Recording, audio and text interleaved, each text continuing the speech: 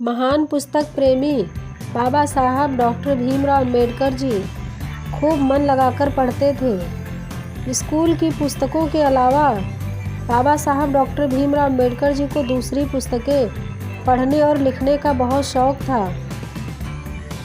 भीमराव अम्बेडकर जी जब भी कहीं जाते पुस्तकें खरीद कर जरूर लाते थे। कभी कभी अपने दोस्तों को पत्र लिखकर भी देश विदेश से पुस्तकें मंगवाते रहते थे। भीमराव अम्बेडकर जी अधिकतर पैसा पुस्तकें खरीद पर ही खर्च करते थे और पुस्तकें पढ़ने में ही अधिक से अधिक समय लगाते थे।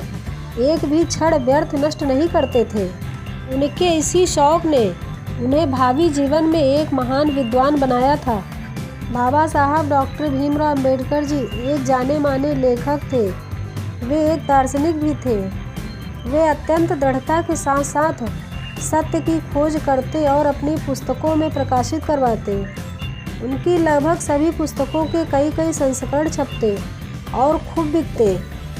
जो कोई भी उनकी पुस्तकें पढ़ता वह उनकी निर्भीकता, स्पष्टवादिता व विद्वता से प्रभावित हुए बिना नहीं रहता था। उनकी कई पुस्तकों ने राजनैतिक व सामाजिक क्षेत्रों में व्यापक हलचल पैदा की।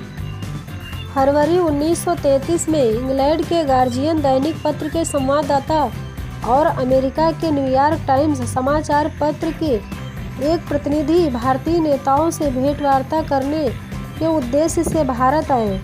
वे सबसे पहले महात्मा गांधी के पास रात्रि के 9 बजे मिलने के लिए उनके घर गए।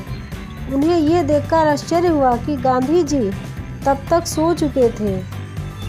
अतः वो बहुत निराश होकर पत्रकार वहाँ से लौट आए। अब वे मिस्टर जिन्ना के पास गए, तब उन्होंने देखा वो भी सो रहे थे। दोनों पत्रकार इस बात से बहुत हताश हुए। काफ़ी रात हो चुकी थी और अंत में बाबा साहब डॉक्टर भीमराव अम्बेडकर जी से मिलने राजगृह पहुँचे। जैसे ही वो पत्रकार बाबा साहब डॉक्टर भीमराव अम्बेडकर जी के पास पहुँचे, उन्हें सुखद आश्चर्य हुआ कि इतनी रात होने पर भी डॉक्टर भीमराव अम्बेडकर जी अपने अध्ययन करने में जुटे हुए थे। और पत्रकार ने बाबा साहब अम्बेडकर से पूछा, बाबा साहब, बहुत आश्चर्य की बात है कि देश के अन्य महान नेता महात्मा गांधी और जिन्ना साहब हमें 9 बजे ही सोए मिले, जबकि आप आधी रात होने पर भी जागे हुए हैं और बहुत लगन के साथ पढ़ाई कर रहे हैं।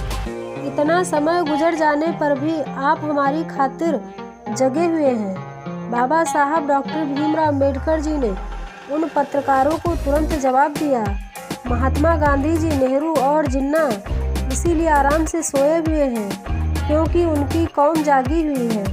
मैं आधी रात में इसीलिए जागा हुआ हूँ क्योंकि मेरा समाज सोया हुआ है। वह अनभिज्ञ है और उन नेताओं के समाज की तरह जागरूक नहीं है। दोनों पत्रकार बाबा साहब डॉक्टर भीमराव अम्बेडकर जी का यह उत्तर सुनकर अवाक रह गए। ऐसे जागरूक एवं सजग नेता हमारे बाबा साहब भीमराव अम्बेडकर जी थे।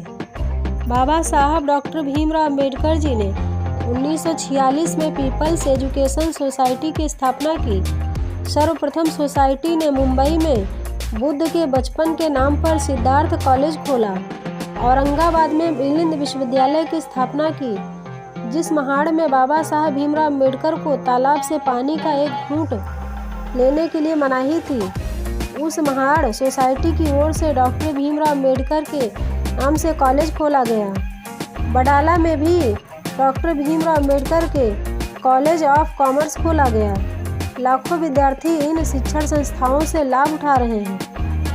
यही है बाबा साहब अम्बेडकर की महानता, विशालता और उदारता। बाबा साहब भीमराव अम्बेडकर जी अपनी योग्यता, परिश्रम व लगन के बल पर भारतीय परिवेश में एक हीरा बनकर चमके थे। हमारी वीडियो अगर आप लोगों को अच्छी लगे तो हमारे चैनल को लाइक और सब्सक्राइब कीजिएगा। धन्यवाद।